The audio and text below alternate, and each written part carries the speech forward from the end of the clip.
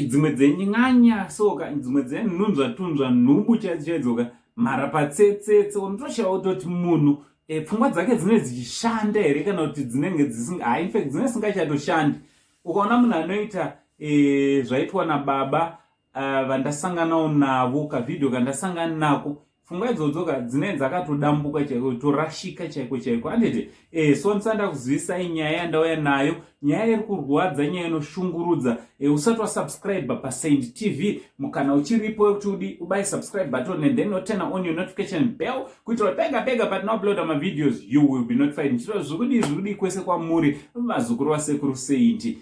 Kavidhio kari kutenderera paplatform yeWhatsApp pari kuonekwa mwana mudiki ndofunga ne 7 or 8 years pakati papa achidyiswa nhengo yeumwe munhurume asiri kubuditsa chiso chake asi vachibuditsa chiso chemwana uyu. Chinova chinhu chinorwadza zukuru, chinhu chiri kushungurudza kuti munhu wemutema apindwa nei, zvatakazviwanepi unhu hwakadai. Aniti chinova chinhu chinoshungurudza kuti mwana wechisikana haasi safe kana dzimwe dzenguva ari maoko evanhu vanofanira vachimuprotecta, kana ari maoko evanhu vanofanira vachimudzivirira.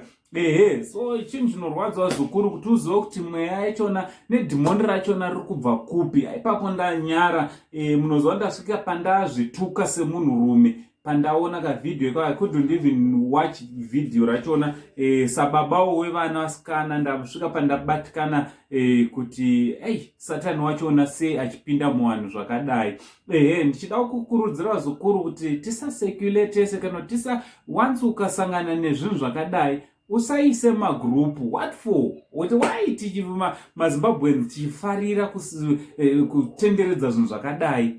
Kana watochiwana kana kuti unako katuma videos wakadaroka ibva watodilita muzukuru kuitira kuti vana vedu vange vari vanokura upenyu huri nani, zvinhu zvakadai zvinge zvisatenderera. Anditi because ndisatani anenge achitoda kutoti vana vakure vane upenyu hunorwadza. Anditi amene kuti munozvionawo seva zukuru neunhu hwakadai, especially nekavidhio kari kuseculata WhatsApp platform katingatogone kutonge tiri tinokuratidzai. Inini ndangoti ndichingokandirwawo ndichitodilita nekuti chinhu chinorwadza wazukuru. Anditi amene kuti munozviona sei, ngatinyoreranewo comment section wazukuru kuti tochengetedza sei vana vedu, especially kubva kumhuka dzatinenge tichifunga kuti vanhu mhuka dzakadai. From Uncle Saint, the only Zimbabwean uncle, pari zvino tichiti much love.